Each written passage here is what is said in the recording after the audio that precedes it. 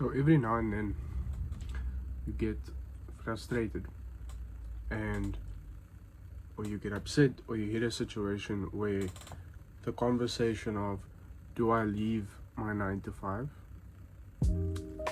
comes into your brain.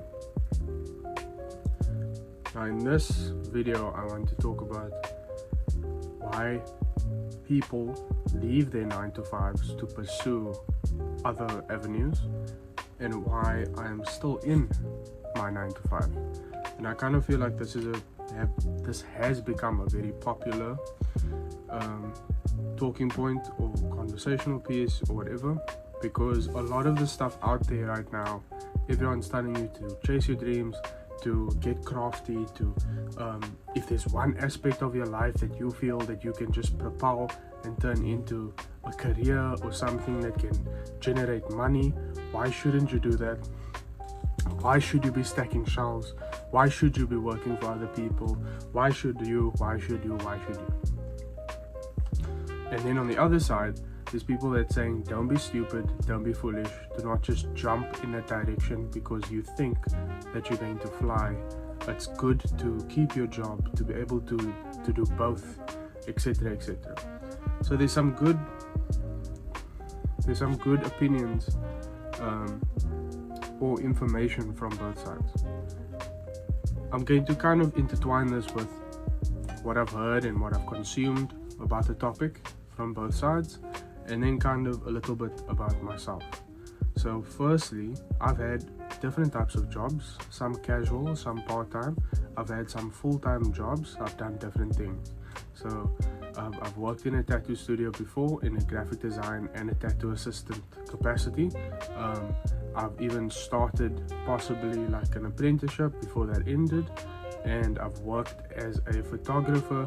I've done some jobs for university, and I've done some more private jobs like just small parties and events. I've done some video editing, some very low-end animation for some events. I've done catering. I've done little bits, very little of plumbing, even like assisting plumbing at different like house calls. I've done a various amount of things. I'm not that old by any means or stretch of the imagination, and you could still argue that there's a lot of jobs or things that I could still go and do. But from my perspective, I want to become successful at this. I want to become successful at being a creative, at creating the things that I love, that I want to show to you guys, that I want to produce. I want to talk more about the creative space. I want to live and breathe more about being a creative, what it's like as a beginner, and not just what it's like to be at the top and to be someone that's a master and showing you how everything is done. I want to take you with me all the way throughout that process and get there. And so that spurred the start of YouTube. It spurred the start of everything, of trying to be on top of my social media, of getting all of that out of the gutter and trying to figure it out, and not just posting every now and then when something is done, and holding myself accountable. For that to happen, the question always comes into my brain, should we just leave this? And there's different ways that you can look at leaving your job in general.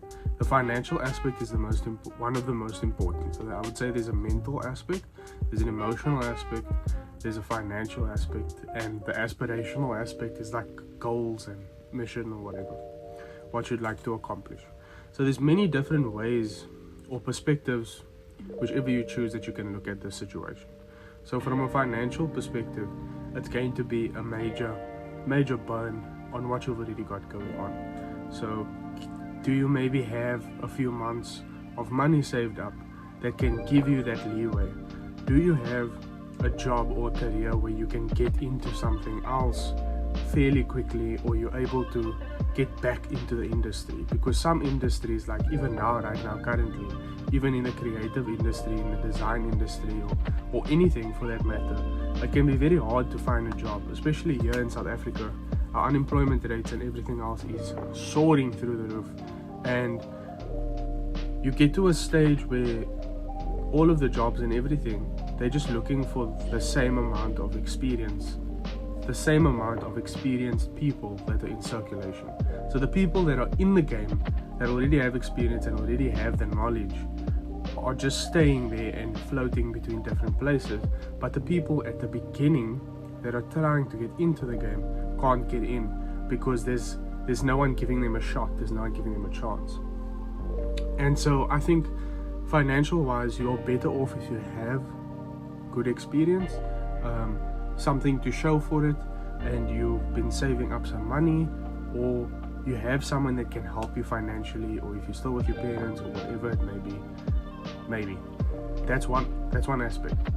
Aspirationally, you can look at your dreams, your goals, and your belief in yourself of, can you do this? Are you able to lock in? Are you able to get this done? And that it's one thing to say, yeah, I have to do this, we can do this, and it's another thing to accomplish it. So you also have to understand that there's a lot of aspects in that are out of your control.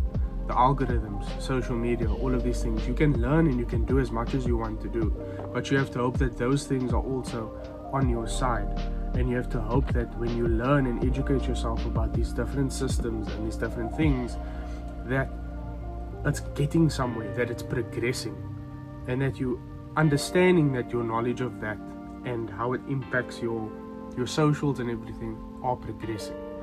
So that's the second aspect, the aspirational aspect. Then you've got the mental and the emotional aspect, and I'll tie that into one. Is what is that job doing for you? Now, a lot of the time, and I don't want to categorize anyone or say normal people from non-normal people, but what I will say is that there are people that wake up and find out that they are unhappy in their jobs, and there are people that will work in their jobs no matter what, even if they're unhappy. And not that both do not become aware, but at a certain point, you as a person become unaware that you are not happy in your job, or you're not happy where you are, and you want to do something else, or you want to progress something else, or this is not for you. The best bet, I think, is to stay within your job for a few months and figure out what else you want to do. But a lot of other people, and what they have been doing, is just leaving it to pursue other things. And the problem is that you've already created a routine and everything around this job.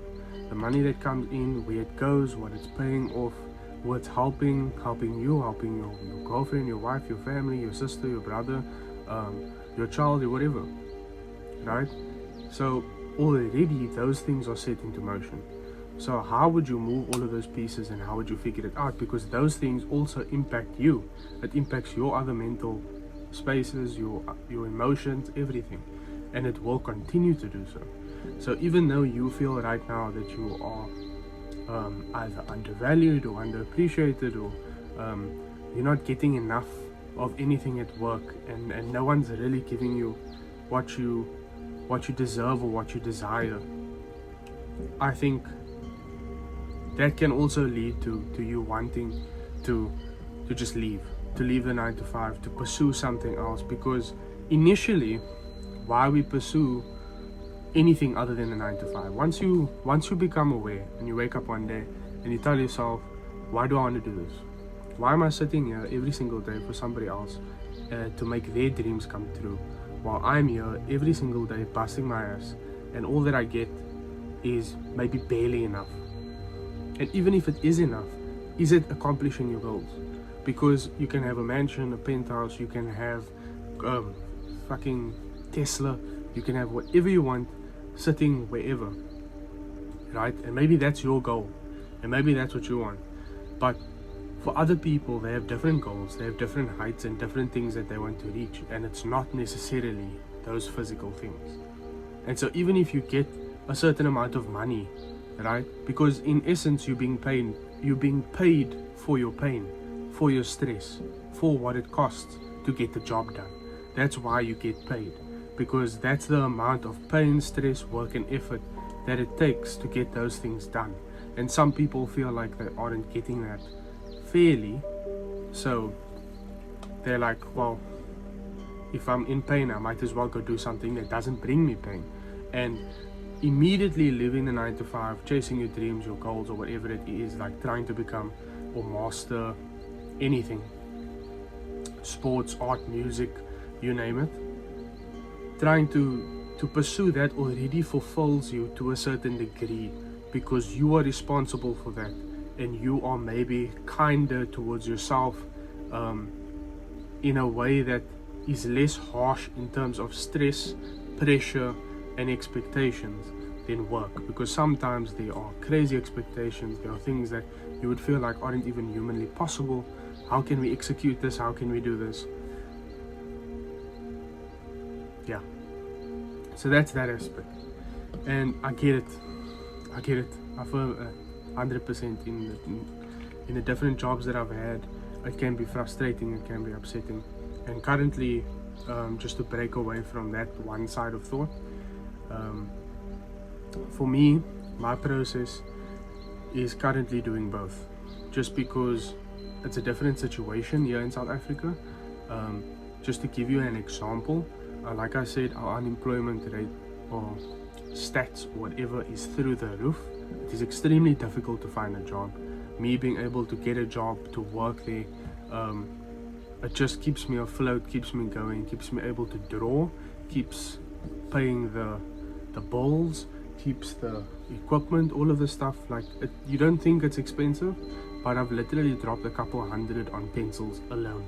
Like it gets expensive, and if I didn't have money, I think that it would be far worse for the art.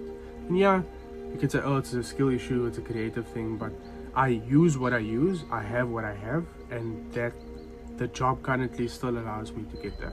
Once this becomes, hopefully the goal is to get monetized, to get following, to get some subs. Please, if you haven't subbed, if you like everything that you see, please consider subscribing. Thank you for all the support. But the goal is always, or should always be, to follow your own dream and your own passion. You cannot spend 60 years, 80 years working for somebody else and you come home and you've amounted to nothing. It's not about your house. It's not about other people. It's not about your dog. It's not about the car in your garage. It's about, those things are temporary, right? Those things are all temporary. But when you come home into that space and you sit down and you ask yourself every night, you ask yourself, have I accomplished something that was truly for me? Have I done something that has given me true fulfillment? Or do I just wake up, go through the motions, do whatever I need to do, and come back? And then all of a sudden I'm awake, and you've got 4 hours of the day. And I think that's what fuels most of the people that are heavily on the side of just leave it and chase your dreams. But I understand that the other side of the argument comes from a security aspect of, don't shoot yourself in the foot just because you want something that is better. It's not going to come immediately. It's not going to just be given to you like a box put in front of you and say, here you go, you can take whatever you want, you'll be fine, go get them. It's not going to work that way, unfortunately. So I think it's a bit tough, man. Honestly, I think it's a bit of a complex situation. It should be based, the decision is yours and yours alone, based on what's going on in your life, what's important to you. And if chasing your dreams that is terrible. If chasing your dreams is more important to you, and you think that you've got the environment and the time to do it, to focus all of your effort on it and make something happen, then do it. If you think that maybe you're a bit later on in life and you can't do anything, I do want you to change that thought process. You can always change, you can always adapt, you can always rewrite your own history. I firmly believe that. You are bound by nothing, you are constrained by nothing but yourself. So in terms of the one side, I do firmly believe that longevity wise, you should never be working for someone where you are not reaching the goals and missions and stuff that you have set for yourself personally. If it is not creating value and adding value to yourself, right? Not just the business, not just the service, not just what you're doing. If it's not creating value, to yourself, then it's not worth it, right? At least in my opinion, if it's not helping you, and sometimes that value is the money alone, sometimes that value is the perks, sometimes that value is just staying afloat and surviving, and that's fair. That's fair. And that's why those people don't choose to leave the 9 to 5s, right? But the point is that it's a double-edged sword. You know what I mean? It's like you can live the same life every single day, or you can take the risk at the cost of normalcy, right? And go further. Like, what if the risk pays off? What if things get better? Which they will. Regardless, I think things would always get better. But how well it gets better, I think, is up to you. So that's kind of my take on it. Initially was kind of one-sided, and now I'm a bit like half and half. I kind of understand, and everyone is in different personal positions. So some people can have more equipment and more tools. Some people can have maybe less tools but a higher ability. There are so many different aspects that are intertwined into this topic. I think the main point is that you need to take the time, you need to think, have a strategy, have something. Even if you leave, even if you do nothing, right? Even if you stay with your job, think about, what are my goals? What are the things that I want to better for my life, that I want to improve, and how can I accomplish those while I'm still in my job? Or if you're not even in a job, like, what can I do to better myself? I think that's just it. So yeah.